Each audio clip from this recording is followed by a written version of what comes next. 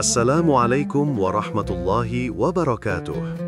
Alhamdulillah, segala puji hanya milik Allah Subhanahu wa Ta'ala yang telah memberikan kita kesempatan, kesehatan, serta nikmat iman dan Islam sehingga kita bisa kembali berjumpa dalam video kali ini.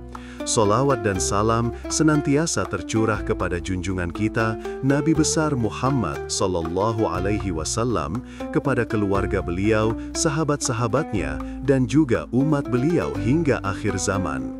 Sahabat beriman yang dirahmati Allah, saya doakan semoga kita semua senantiasa diberikan keberkahan dalam hidup, diluaskan rizkinya, diampuni dosa-dosanya, dan diberi umur panjang yang bermanfaat untuk mendekatkan diri kepada Allah. Amin ya Rabbal Alamin. Sebelum kita masuk ke pembahasan, izinkan saya mengajak sahabat semua untuk terus mendukung channel ini dengan cara menekan tombol like, tuliskan komentar positif di kolom komentar, dan jangan lupa subscribe agar sahabat tidak ketinggalan video-video terbaru yang insya Allah penuh dengan ilmu, nasihat, dan keberkahan. Dengan dukungan sahabat semua, channel ini bisa terus berkembang dan menjadi ladang pahala bersama dalam menyebarkan kebaikan. Sahabat sekalian, tema yang akan kita bahas dalam video kali ini adalah tentang sebuah hal yang sangat penting dalam kehidupan manusia, yaitu pernikahan. Sebagaimana kita ketahui, pernikahan adalah salah satu ibadah yang mulia, sebuah ikatan suci antara laki-laki dan perempuan yang bukan hanya sekedar menyatukan dua insan, melainkan juga menyatukan dua keluarga, dua harapan, dan dua jalan menuju keridhaan Allah Subhanahu wa Ta'ala. Dalam Al-Quran, Allah Subhanahu wa Ta'ala berfirman dalam surah Ar-Rum ayat 21, "Wa min ayatihi an khalaqa lakum min anfusikum azwajan litaskunu ilaiha wa ja'ala bainakum mawaddatan wa rahmatan. Inna fi dzalika laayatin liqaumi yatafakkarun." Artinya, dan di antara tanda-tanda kebesarannya ialah Dia menciptakan untukmu istri-istri dari jenismu sendiri, supaya kamu merasa tentram kepadanya, dan Dia menjadikan di antaramu rasa kasih dan sayang. Sesungguhnya, pada yang demikian itu benar-benar terdapat tanda-tanda bagi kaum yang berfikir. Quran Surah Ar-Rum ayat 21. Ayat ini menunjukkan bahwa tujuan utama dari pernikahan adalah untuk menghadirkan ketenangan, kemudian lahirlah kasih sayang, mawaddah, dan juga rahmah. Inilah yang menjadi cita-cita setiap pasangan muslim, yaitu membangun rumah tangga yang sakinah, mawaddah, warahmah. Namun sahabat beriman yang dirahmati Allah, perjalanan menuju pernikahan tidaklah sesederhana yang kita bayangkan. Pernikahan bukan hanya sekedar acara akad, pesta, atau sekedar... Sahabat beriman yang dirahmati Allah, mari kita mulai pembahasan inti dari nasihat Imam Al-Ghazali rahimahullah.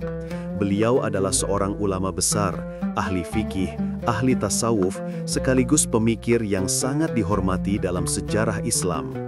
Nasihat beliau dalam hal memilih pasangan bukanlah tanpa dasar, karena beliau memahami betapa besar pengaruh seorang istri terhadap keberlangsungan rumah tangga.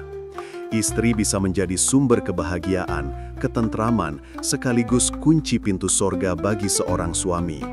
Namun sebaliknya, seorang istri juga bisa menjadi sebab keretakan, kegelisahan, bahkan sumber penderitaan jika sifat-sifatnya jauh dari akhlak Islam. Imam Al-Ghazali menyebutkan ada 6 tipe wanita yang sebaiknya dihindari oleh seorang laki-laki ketika hendak menikah. Mari kita uraikan satu persatu agar lebih jelas dan bisa kita renungkan bersama. Pertama, An-Nanah. Tipe wanita pertama yang disebutkan Imam Al-Ghazali adalah An-Nanah. Siapakah yang dimaksud dengan An-Nanah? Yaitu wanita yang suka mengeluh, mudah sekali berkeluh kesah, dan sering merasa tidak puas dengan keadaannya. Dalam bahasa sehari-hari, kita sering mendengar orang yang selalu berkata, "Aduh, kenapa begini, kenapa begitu," tanpa ada usaha untuk bersyukur atau mencari solusi. Sahabat beriman, pernikahan adalah tempat berbagi suka dan duka. Seorang istri memang wajar menyampaikan keluh kesah kepada suaminya, tetapi jika setiap hari yang keluar hanya keluhan, tanpa ada syukur, tanpa ada doa, tanpa ada usaha untuk sabar, maka rumah tangga akan terasa berat. Seorang suami yang pulang dengan lelah setelah bekerja, ketika disambut dengan keluhan tanpa henti, tentu akan merasa jenuh. Bukannya mendapatkan ketenangan, yang ada justru kelelahan batin. Islam mengajarkan kita untuk selalu bersyukur. Allah berfirman dalam Al-Quran Surah Ibrahim ayat 7, La in syakartum la azidannakum, wa la in kafartum, inna azabi lasyadid. Artinya, jika kamu bersyukur, niscaya aku akan menambah nikmat kepadamu. Tetapi jika kamu mengingkari nikmatku, maka sesungguhnya azabku sangat pedih. Quran Surah Ibrahim ayat 7. Ayat ini menegaskan bahwa kunci bertambahnya nikmat adalah dengan bersyukur, bukan dengan mengeluh. Seorang wanita yang senantiasa bersyukur akan membuat rumah tangga dipenuhi ketenangan. Namun wanita an-nanah yang selalu mengeluh justru akan menjauhkan berkah dari rumah tangganya. Maka bagi para pemuda yang sedang mencari pasangan, berhati-hatilah terhadap sifat an-nanah ini. Dan bagi para wanita, jadikanlah sifat syukur sebagai hiasan utama dalam hidup. Dengan begitu, rumah tangga akan terasa indah, walaupun mungkin sederhana dalam harta. Kedua, mannanah. Tipe wanita kedua menurut Imam Al-Ghazali adalah mannanah. Wanita mannanah adalah wanita yang suka mengungkit-ungkit kebaikan yang telah ia lakukan atau suka mengungkit kekurangannya yang telah ditutupi oleh suaminya. Misalnya, seorang istri berkata, "Kalau bukan karena aku, kamu tidak akan bisa berhasil seperti sekarang." Atau, "Ingat ya, aku sudah banyak berkorban untukmu." Kalimat-kalimat seperti ini mungkin sekilas terdengar wajar, tetapi jika terus-menerus diulang, akan melukai hati suami. Rumah tangga bukanlah ajang perhitungan jasa, tetapi tempat saling melengkapi, saling mendukung, dan saling berkorban dengan ikhlas. Allah Subhanahu wa Ta'ala sangat tidak menyukai orang yang suka mengungkit-ungkit kebaikan. Dalam surah Al-Baqarah ayat 264, Allah berfirman, Ya ayyuhalladzina amanu, la tubtilu sadaqatikum bil manni wal adha. Artinya, hai orang-orang yang beriman, janganlah kamu menghilangkan pahala sedekahmu dengan menyebut-nyebutnya dan menyakiti perasaan si penerima. Ayat ini berbicara tentang sedekah, namun maknanya berlaku umum. Perbuatan baik apapun, jika diiringi dengan mengungkit-ungkit dan menyakiti hati orang lain, akan hilang nilainya. Begitu juga dalam rumah tangga, kebaikan yang diungkit tidak akan bernilai di sisi Allah, justru bisa menjadi dosa. Oleh karena itu, sahabat beriman, jauhilah sifat mannanah ini. Rumah tangga yang sakinah terbangun atas dasar keikhlasan. Suami berkorban untuk istri dengan ikhlas, istri berkorban untuk suami dengan ikhlas.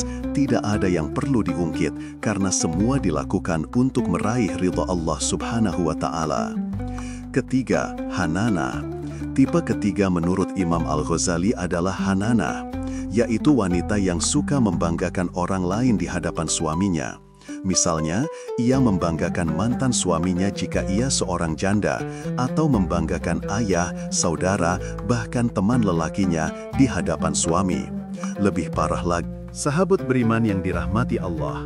Setelah sebelumnya kita membahas 3 tipe wanita yang disebutkan oleh Imam Al-Ghazali, yaitu ananah, mannanah, dan hananah, kini kita akan melanjutkan pembahasan kepada 3 tipe berikutnya yang juga harus diwaspadai sebelum melangkah ke pernikahan. Keempat, hadqoh. Tipe wanita keempat yang disebutkan oleh Imam Al-Ghazali adalah hadqoh. Wanita hadqoh adalah wanita yang memiliki sifat boros, mudah tergiur dengan barang-barang baru, dan sangat gemar meminta sesuatu kepada suaminya. Sederhananya, wanita tipe ini adalah wanita yang terlalu konsumtif, yang selalu merasa kurang meskipun sudah diberi kecukupan. Sahabat beriman, dalam rumah tangga, masalah keuangan adalah salah satu hal yang paling sensitif. Betapa banyak rumah tangga yang retak hanya karena tidak mampu mengelola keuangan dengan baik. Wanita hadkoh yang selalu meminta, menuntut, dan tidak pernah merasa cukup akan menambah beban berat bagi suaminya. Allah Subhanahu wa Ta'ala telah memperingatkan kita agar tidak hidup berlebih-lebihan. Dalam surah Al-Isra ayat 27 Allah berfirman, Innal mubadzirina kanu ikhwana syayatin wa kana syaitanu li rabbihi kafura.